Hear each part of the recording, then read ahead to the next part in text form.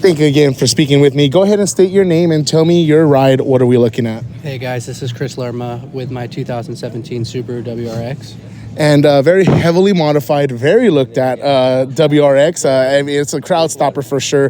Tell us, let's start with some of the modifications you've done and the direction you went with this car. So I just started building it a few years ago, about 2 years now in the making.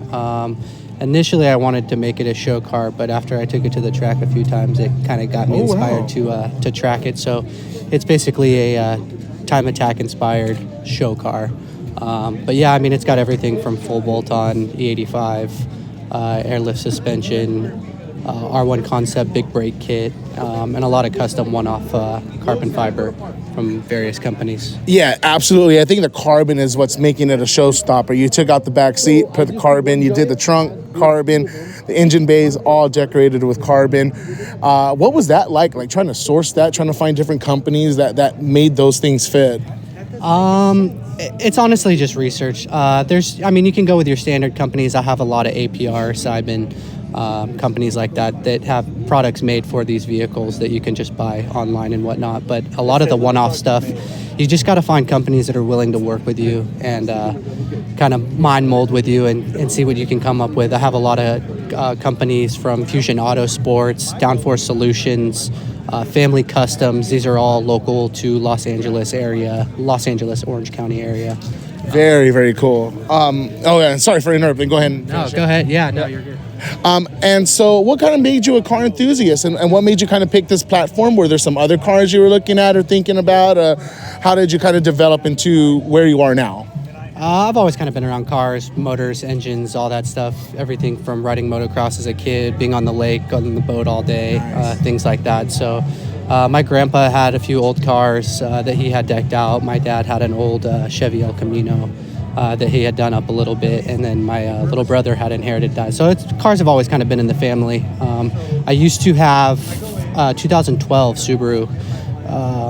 And that's kind of where it started for me. I just did some light mods and stuff like that, but I learned a lot from that, if anything. It was one of my first builds, so I was kind of like in a rush to do things, did shortcuts, stuff like that. So when I bought this car, it really taught me a lot as far as patience and taking the time to make sure that things are right and not cutting corners and things like that. And I think it turned out the way that it did just from that previous experience. I love that, and that's the lesson I feel, patience, right, and really doing it right the first time. Excuse me. I know that the spending the pretty penny is kind of tough to swallow, but at the end of the day, look at the final product, the final version. We know that Subarus could be kind of a hassle from time to time with working on it. What's one or two things you can mention for those getting into the Subaru platform, the flat engine? What should they be on the lookout for, and how can they keep the car going? Maintenance, maintenance, maintenance. That's all I gotta say. If you take care of these cars, they will take care of you. I'm currently at 85,000. I've owned the car for 6 years now, and it's a full bolt-on stage 3 on ethanol. But yeah, I mean, I've had the tune for just about 20,000 miles, and it runs just as good as it did when I picked it up the day off the lot with 2 miles on it. No rebuilds, no nothing like that? No, I haven't had to do a single rebuild on it. I have a company that I work with really close out in Azusa. Check it out. Their name is Finest Motorsports. His name is Gus. He does a lot of engine rebuilds. He knows the platform. He knows the EJ platform. He knows the FA platform really well. He had 2 drag FAs, so I mean his cars were pushing upwards of 700-800 horsepower. He has a few 800 horsepower builds under his belt, but he's pretty much my guy. I go into his shop. We spend hours at a time doing all the maintenance.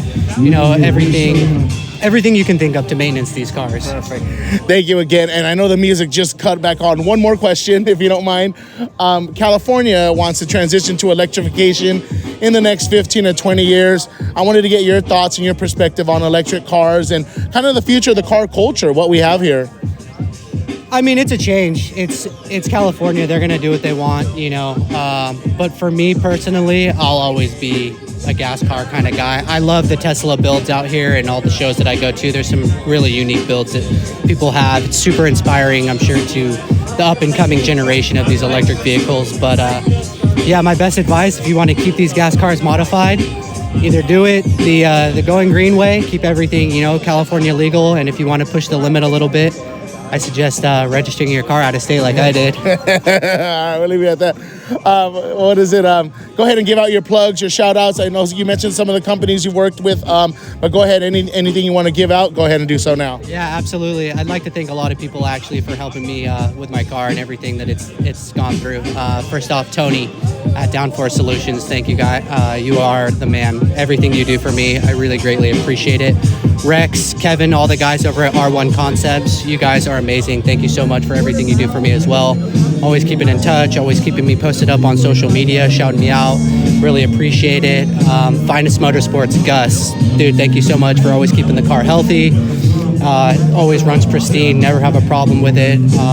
Airlift suspension, Level Air. Oh, my guys over at Level Air, I've done custom stainless steel braided lines for my air suspension kit. Those guys are the real deal. Check them out. Super clean. Your lines look beautiful. Yeah, thank you. Check those guys out at Level Air. RPG Carbon, another one. They do a lot of custom carbon for me. You guys can check out Family Customs. Brom Racing, they took care of a lot of my interior for me. They have a new line of seats coming out. They just released their first full carbon fiber seat this year, actually. Another one that I want to shout out is 111 Inc. Justin and Chris. You guys are awesome, dude. I get so many compliments on the wrap. People love it. It's always turning heads. If you guys are interested in wraps, check them out. They're out in Santa Clarita, California. RS Pro, the guys over at RS Pro, they have helped me dial the interior in on this thing with all just the small details. Thank you so much for all your help. I really appreciate it. And yeah, I'm sure there's a few more, but those are all my main. There always is, right? Well, thank you so much. I'm going to do just a quick walk around of your car, get some nice shots, but thank you again for speaking with me. Yeah.